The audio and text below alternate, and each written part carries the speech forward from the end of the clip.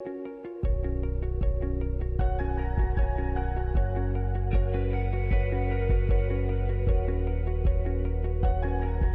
morning and welcome to Spring Valley Church. We're so glad to have you as part of our worship service this morning. Psalm 63, verse 2 says, "So I have looked upon you in the sanctuary, beholding your power and glory. Because your steadfast love is better than life, my lips will praise you. So I will bless you as long as I live. I will lift up my hands and call upon your name." So we're gonna lift him up this morning and we're gonna worship. Would you all stand with us as we sing some songs of praise?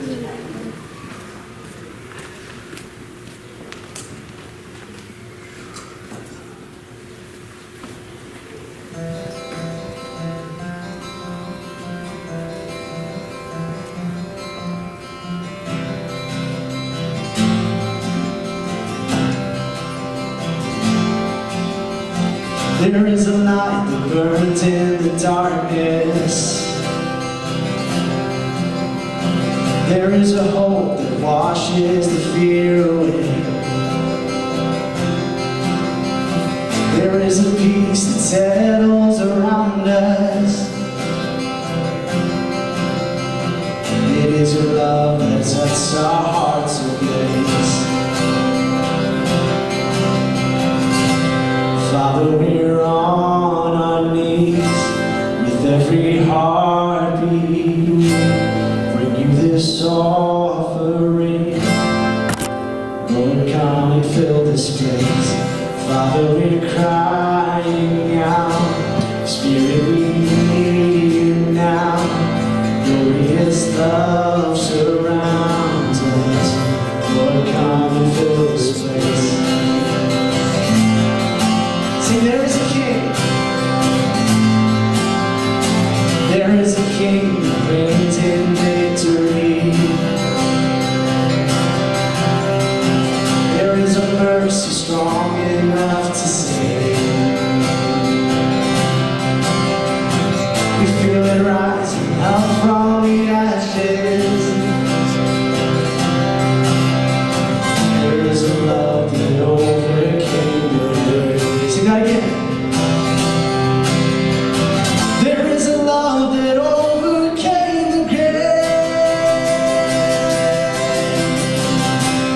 Father, we're on our knees with every heartbeat. We bring you this offering. Lord, come and fill this place. Father, we're crying out. Spirit, we need you now. Glorious love surrounds us. Lord, come and fill this place. Oh, Lord, come and fill this place. Sing, and I will worship you. And I will worship you. I will worship you. I will worship you always. And I will worship you. I will worship you. I will worship you always. Lift him up this morning. And I will worship you. I will worship you. I will worship you always. And I will worship you.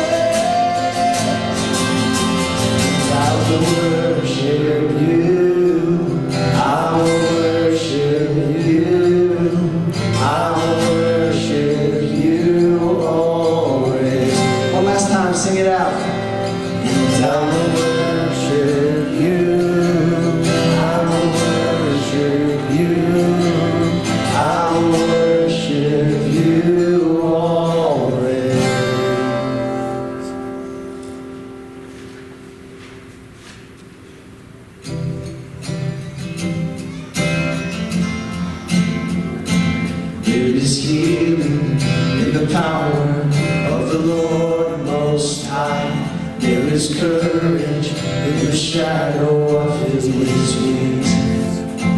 There is peace unending over all my life. There is freedom that washes over me. I find all I need here in your presence, Lord. I open up my soul and you fill me up with all I need here in your presence, Lord, where blessings overflow. There's always abundantly more.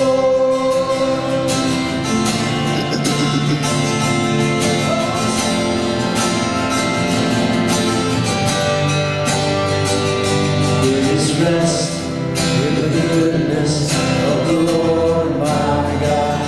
There is treasure in the kindness of my King. There is comfort. There is comfort in knowing your unfailing love, my provider. You set my spirit free. I find all I need here in your presence, Lord. I open up my soul and you fill me up with all I need here in your presence, Lord, where blessings overflow. There's always abundantly more. Yeah.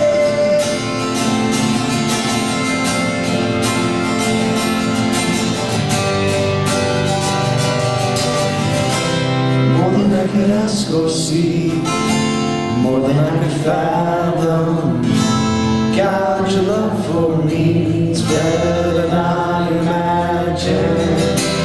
More than I could ask or see, more than I could fathom. God, your love for me is better than I imagined. More than I could ask or see, more than I could fathom. God, your love for me is better than I imagined.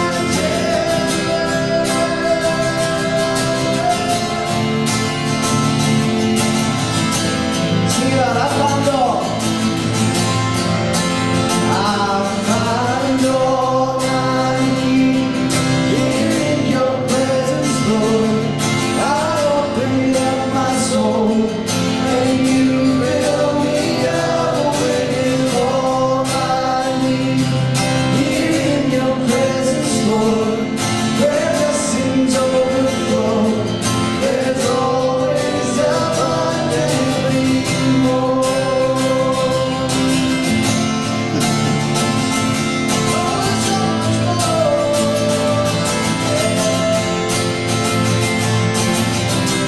More than I can ask or see, more than I can fathom.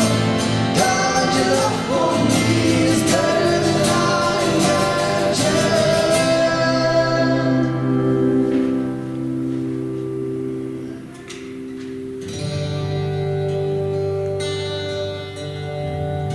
You were the Word at the beginning, one with God the Lord Most High.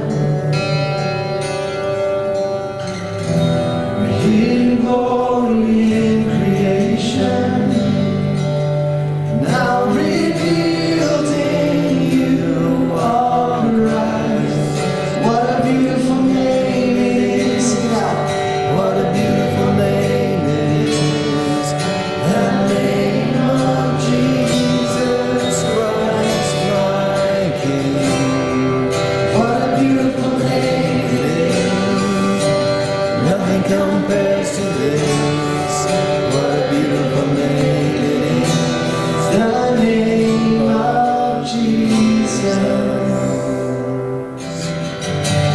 Didn't want heaven without us, so Jesus, you brought heaven down. Our sin was great, your love was greater.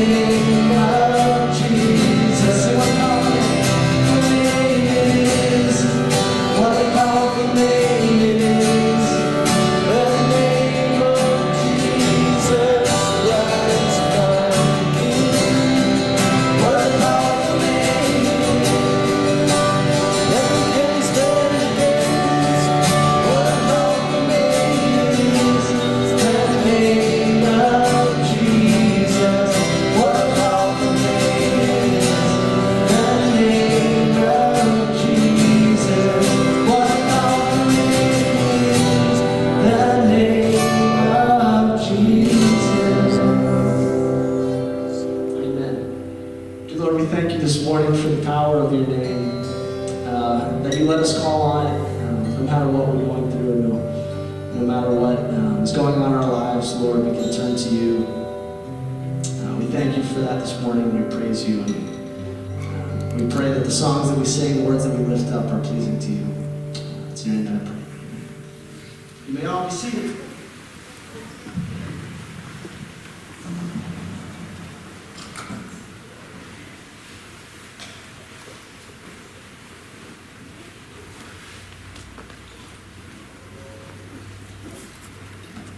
So one more time, good morning, and we're so glad to have you here at Spring Valley. I'm Jordan, I'm the worship director here. I just have a few announcements to go over with you. So first of all, if you're new here or you haven't seen it, we are doing our Connect card and bulletin in a digital format.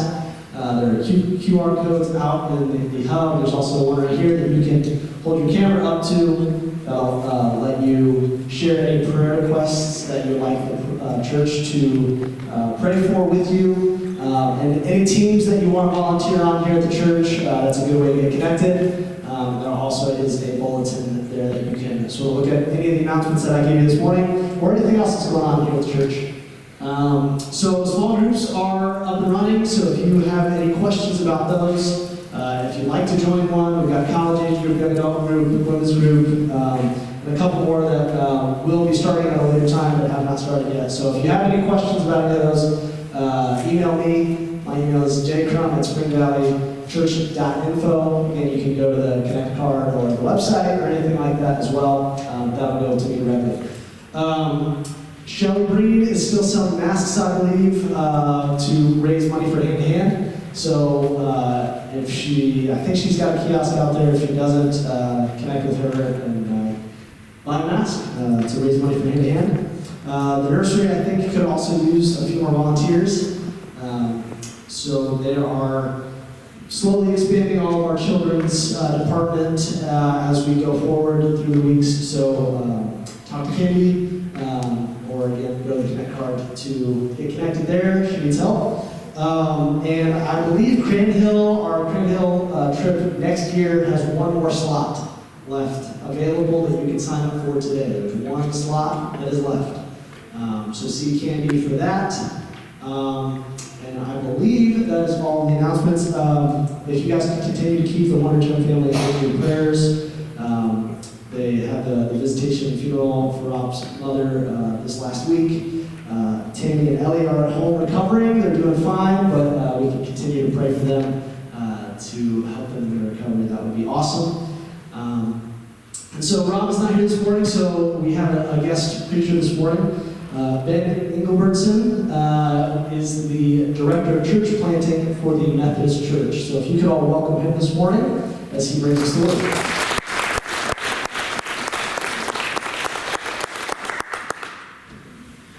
Well, good morning, Spring Valley. I've known Rob Wondergem, your pastor, for a long, long time, and I was really moved to hear about the difficult season he's going through. So I've joined you over the last couple of weeks just in praying for him, and I appreciate being here, not particularly under these circumstances, but we really hope that the family is continuing to make a great recovery.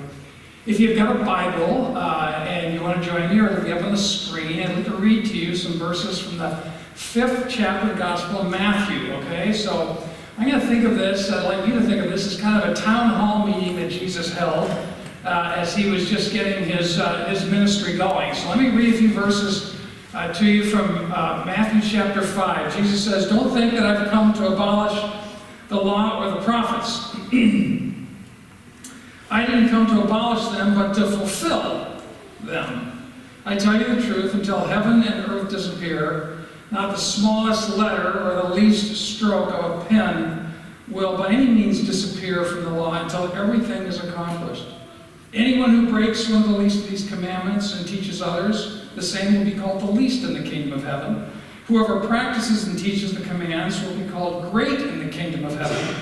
For I tell you this, unless your righteousness is better, surpasses that of the Pharisees and the teachers of the law, you certainly will not enter the kingdom of heaven. And if you know this portion of Scripture, you know that's just the beginning of about 3 chapters where Jesus delivers what he calls, what has been referred to as the Sermon on the Mount.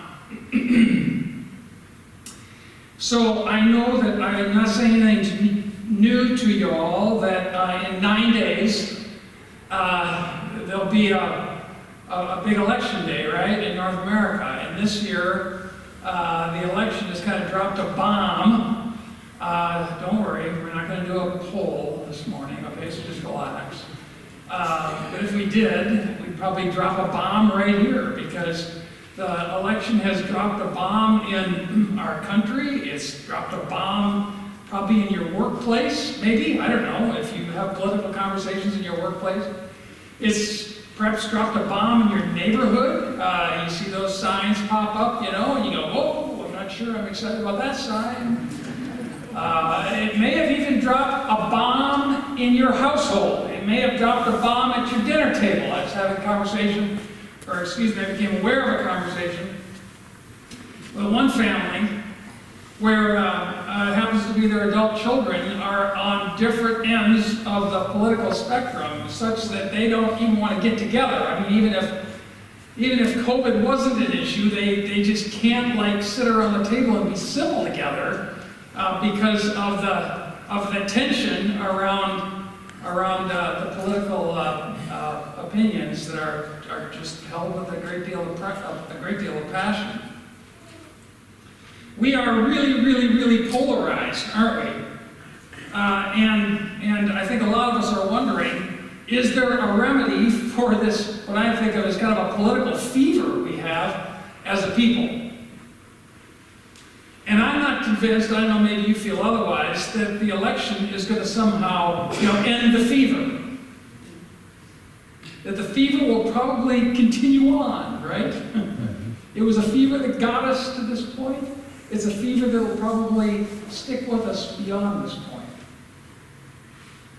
So is there a remedy for a political fever? That's the question I want to think with you about this morning.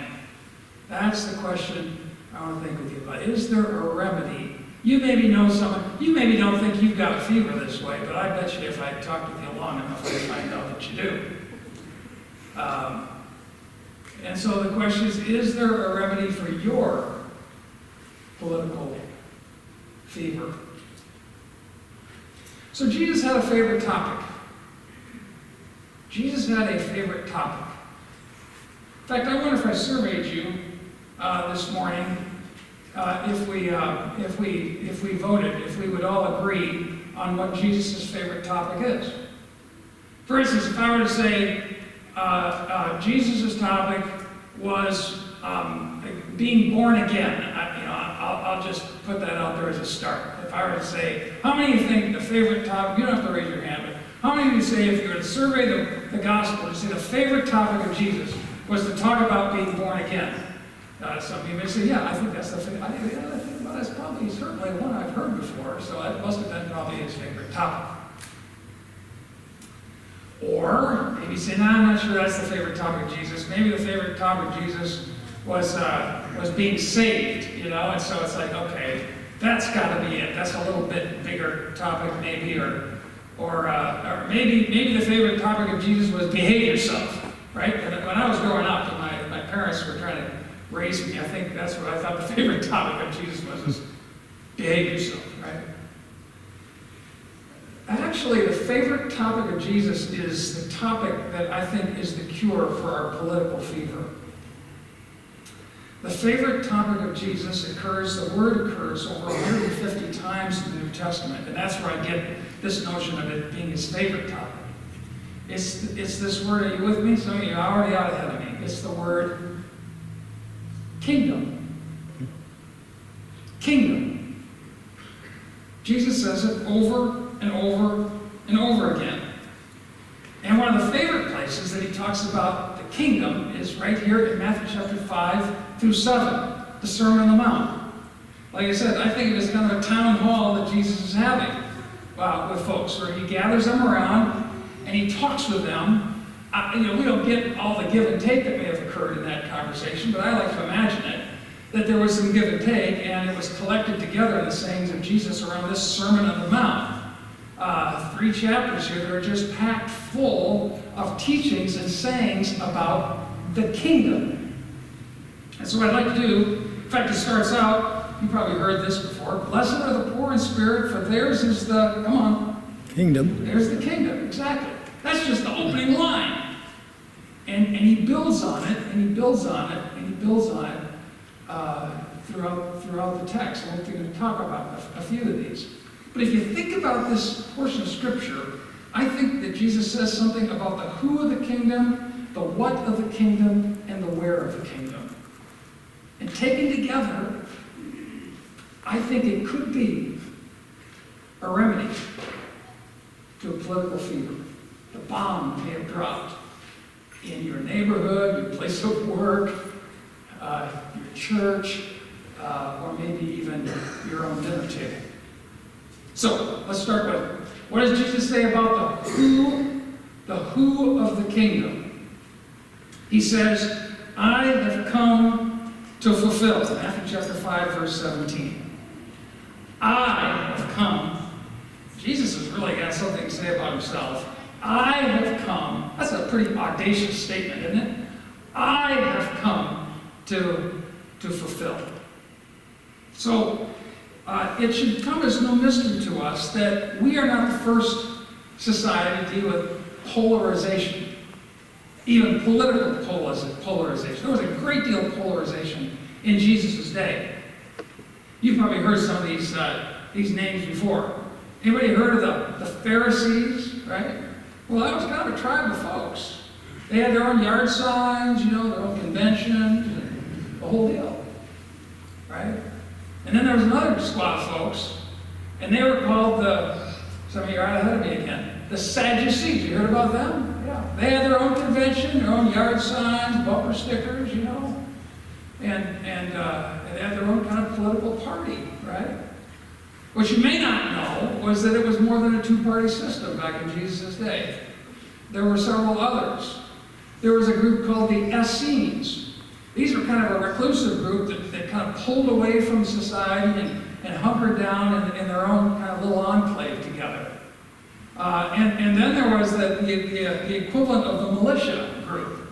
This is the Zealots, right? These are the guys that wandered around town, with they were packing, they were carrying, right? And these folks really wanted a revolution and wanted to intimate that they'd be the first ones to take up arms. So polarization is not new to our time. Polarization is the kind of environment that Jesus grew up in and that Jesus ministered in. And he made a statement about it, that polarization, at one point in his teaching. He says, beware of the yeast of the Pharisees. You ever heard that verse before? It's kind of obscure. But you know what yeast does, right? Yeast grows up within bread, and it eventually affects the entire loaf in a good way, right? But now Jesus is saying, now think about that in a not such a good way.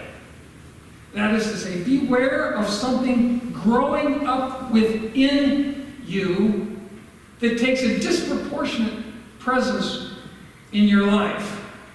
Beware of an agenda that kind of infects you to an extent that's way beyond what it's supposed to do. Disproportionate. See, Jesus says, I have come to fulfill.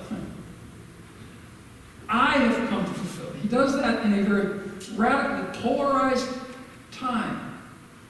And he says, I am the who. I am the who.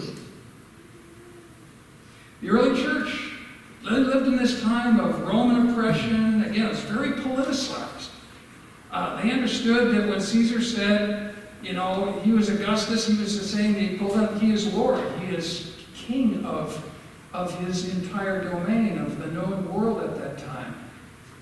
And the early church chose our first confession. You know what our first confession, when you came together to church, if you were a first century Christian, I don't know if some of you have heard like the Apostles' Creed, it's kind of long, and some of the other creed. Some of us maybe have grown up saying the creed's pretty long, right? But the earliest confession of the church, you could almost sneeze it.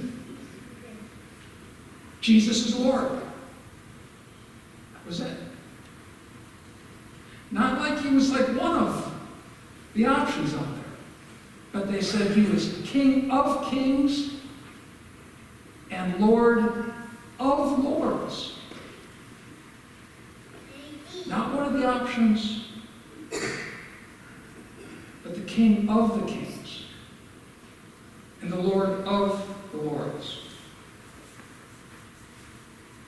And wherever Jesus shows up, he announces the kingdom. Wherever the king is found, there you can expect to find the kingdom. The king, the who of the kingdom is Jesus himself. On November 3, just around the corner, 9 days, count, we're down to single digits. Whoa. 9 days from today, we will elect a president. But the King of the kings, the Lord of the presidents and the lords, that position is not open. That position is already filled. Amen? You say amen at this church? That position has already been taken and filled. It's not up for us to find an option to that. Well, I suppose you can. But if we're following Jesus, he's already claimed that position. Every morning, since I was about, 8, 9 years of age or so, I get up in the morning, and one of the first things I do is I put on my glasses. Because ever since I was just a little kid, I've needed a correction. In order for me to see right. That correction keeps drifting as I get older, but I've needed a correction. Some of you out there have needed a correction also. One point we go in, we get a little permanent correction if you've ever had an eye surgery before, right? All right? So the reality is, however, is that what I'm more and more concerned about is that many of us get up in the morning and our first thought is a political thought, or shall we say, the first thing we have a deep feeling or a deep conviction about is a political, because we switch on the news, right? And the first feeling we have is a political feeling or something, in that whole domain. And what I'm afraid is happening is that we are living with a faulty correction. Our viewpoint has become infected with a faulty correction. Jesus wants to come back into your life during this political season, reduce your political fever, and say, I am the King of the kings, and I am the Lord of the lords. And everyone else should be judged by my standard and not the other way around. I'm not saying that we don't have political viewpoints. Of course we do. We're not going to talk about those today. But how we hold those political viewpoints makes all the difference in the world. Hear me again.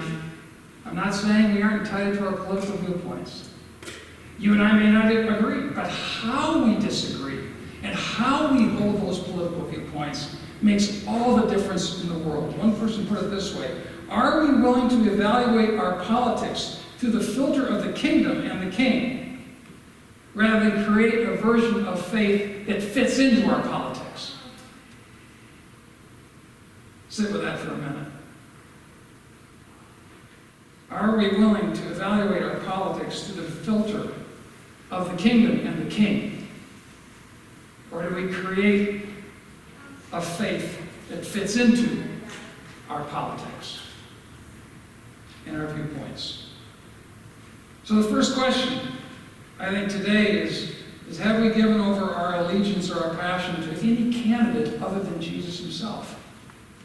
He makes it very clear in a politically polarized day, not unlike our own, that he claims to be the King of the kings and the Lord of the lords. The second point that he makes is about the what of the kingdom. The what of the kingdom. He says, your righteousness has to be greater. In verse 20 of Matthew chapter 5. Your righteousness has to be greater.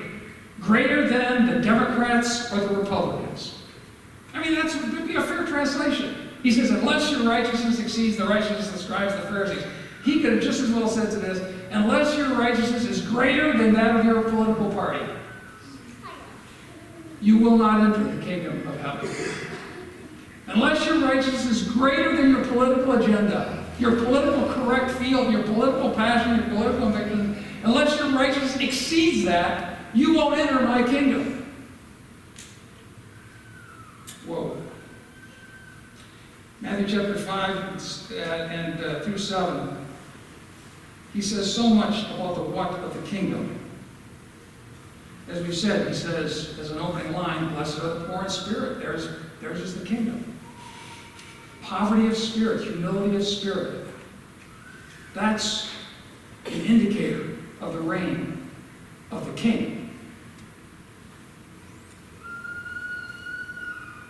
Your righteousness has to be greater than the moralists if you're going to enter the kingdom of heaven.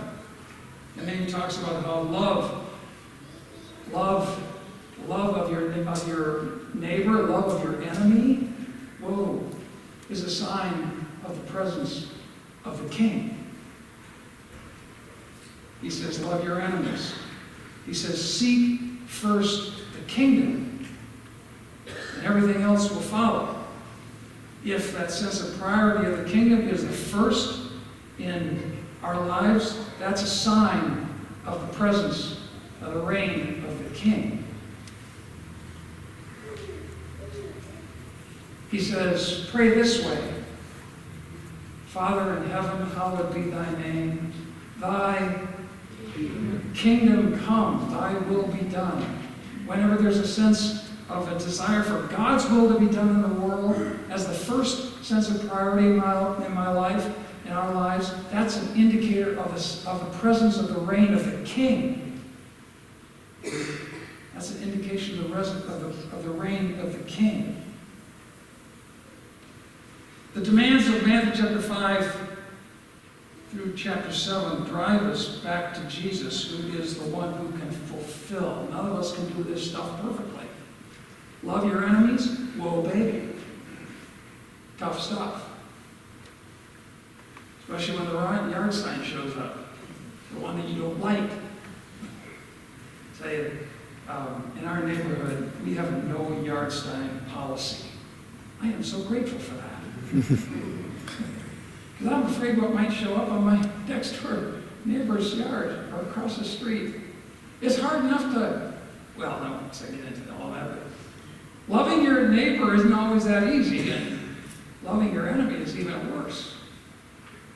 But Jesus says when love is present, that's a sign that the king is reigning in your world as he claims to be the king of. It's interesting to me that political campaigns tend to leverage fear. One person put it this way, he said, white people fear what might happen, and people of color fear what has already happened and could happen again to them. Have you noticed how political ads appeal to your fears? Whoa, whoa. Constantly, they're appealing to your fears. If that person gets elected, this awful thing's going to happen to your life, to your world, to your country. Both sides do it. Everybody does it. They appeal to your fears. Jesus appeals to his lordship, and he appeals to you to walk in his way of love. Jesus appeals to him being the king, and he appeals to you to follow him in the way of love. He says the greatest commandment is to love the Lord your God with heart, soul, and mind, and the second's like to it, to love your neighbor as yourself. And on those two commands, all the other laws and the prophets find their meaning. Love. That's the way of the kingdom. That's the what of the kingdom. Again, not saying we don't have our political differences, but there is no room in the kingdom for demonizing the person who doesn't see things like you do.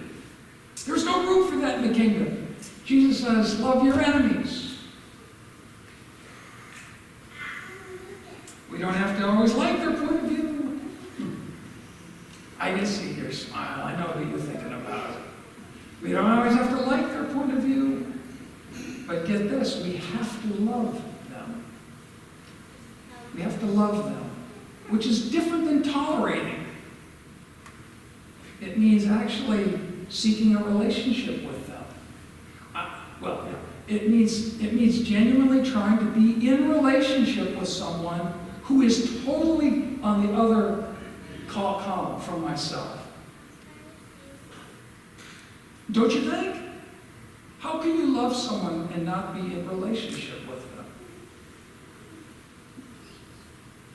So the second question I think about is, what would it take for us to meet up with Jesus in the Kingdom Town Hall over the next 9 days? Matthew chapter, this is my challenge here, cut to the chase. Read Matthews 5, 6, and 7 for the next 9 days. Because the political fever will only go up by a few degrees in the next 9 days, and it'll stay up there well into the next year, I guarantee it. And see, without a radical reorientation towards the who of the kingdom and the what of the kingdom, we will veer, I will veer off into another little temporary kingdom. Bring me the last observation from this little portion of Scripture. The kingdom has a who, the kingdom has a what, the kingdom has a where. Jesus says, you're the salt of the earth, you're the light of the world. Those are where statements. I mean, Jesus also said, my kingdom's not of this world. But by that, he didn't mean his kingdom has nothing to do with this world. No, he says it comes from another place. But it has absolutely everything to do with the relationships in the world you're living in and I'm living in. Matthew 5, 6, and 7 is just chock full of Jesus' teaching about relationships. The kingdom is meant for relationships. The reign of the king is meant to show up in the relationships in your life and my life. I mean, he talks about relationship with people that you like, and he talks about relationships with people that you don't like. He talks about relationships with people that are close to you, and he talks about relationships with people that are distant from you. He talks about relationships with religious people in Matthew 5, 6, and 7, and he talks about relationships with not so religious people. I mean, it's all about, the kingdom is all about absolutely a where, and the where is relationships. People in our lives. So like I said, we're working on this in our neighborhood. We're all working on this during this political season. But can you visualize that place in your life? Could be that place in your workplace, could be in your community, could be all your Facebook friends, and the storm that goes on in that whole world. You know what I mean? It could be at your own dinner table. It could be within your own family. That's the where.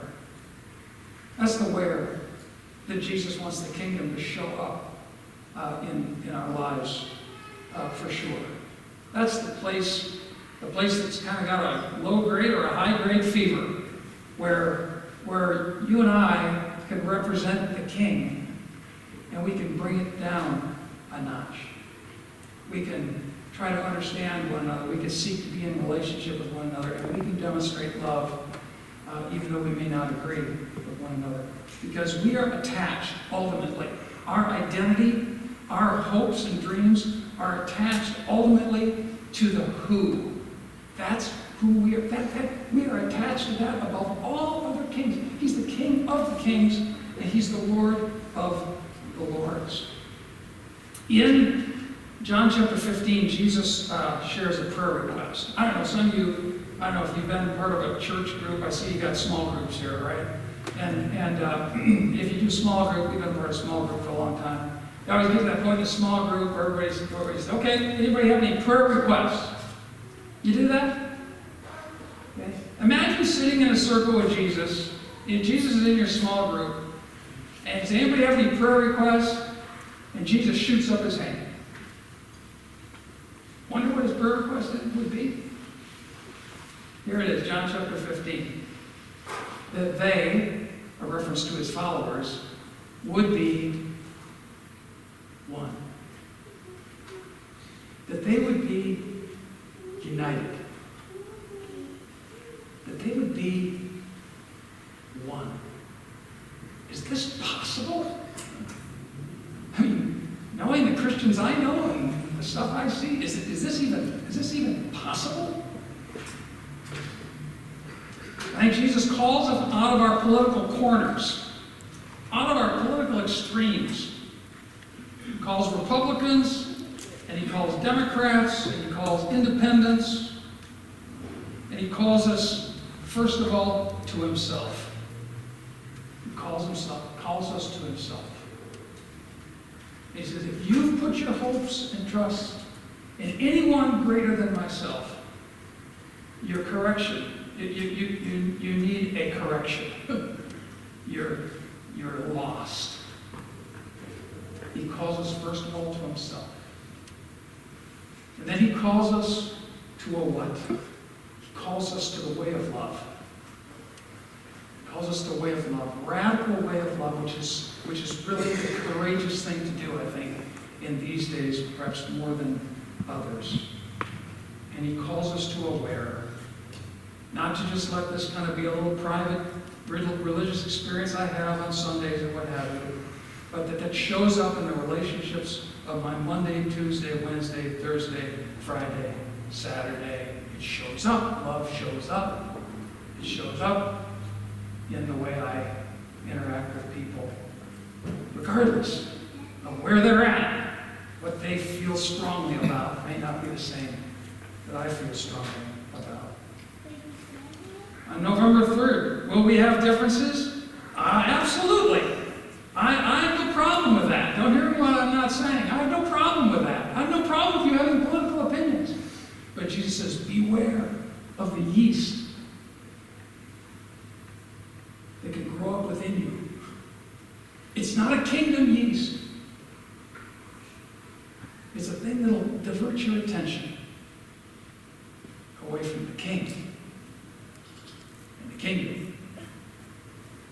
That will last forever. Pray.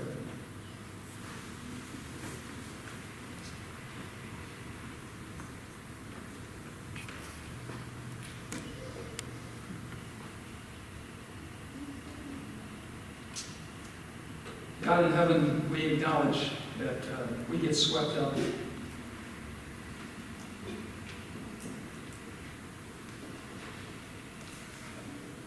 we are part of a history.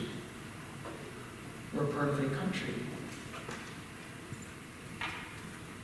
We don't need to know a lot of history, though, to know that in the grand scheme of things, even we're just a bit of a blip. Your kingdom will last forever. You alone are the King of the kings and Lord of the lords. And your kingdom, which is not of this world, is intended to show up in our relationships primarily through the practices of love. We're all imperfect at this. We're easily distracted. We put the wrong correction on in the mornings. And we go off through our days. And so help us to sit with you. Help us to sit with the King during these next days, weeks, months. And help us to show others, by the way we live, that indeed we have sat with the King. We have been in a different place. And by virtue of that, we do truly have good news to offer. As we pray in Jesus' name. Amen. Would you all stay please?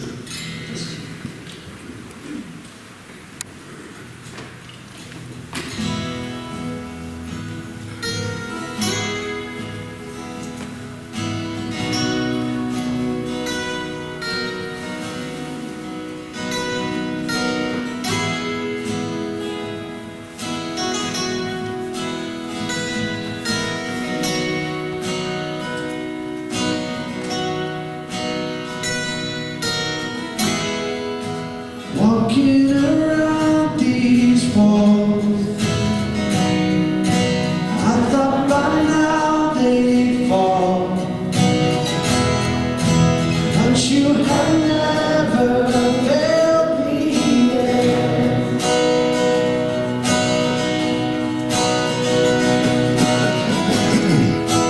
Waiting for change to come, knowing the battle's won, for you have never failed me yet.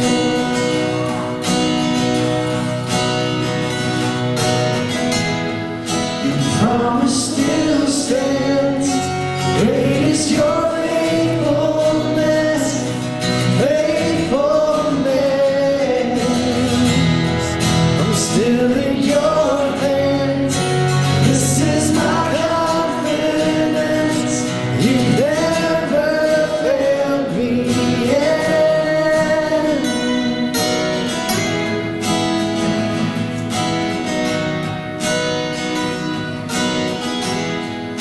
'Cause I know the night won't last.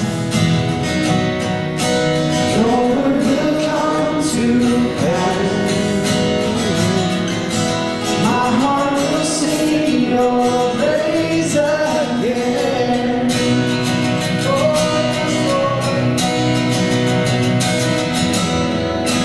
Jesus, you're still enough.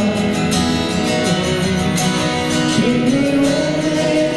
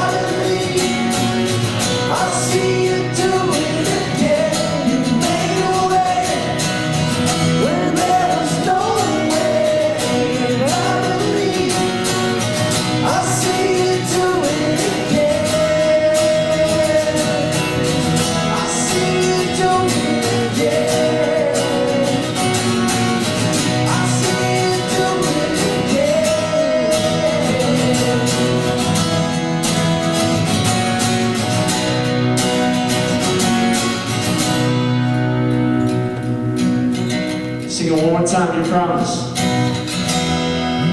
Promise still stands. Great is your faithfulness, faithfulness. I'm still in your hands. This is my confidence. Never failing. Your promise still stands. Great is your faithfulness, faithfulness. I'm still in your hands. This is my confidence. You never failed me yet. Oh, you never failed me yet. And I never will forget.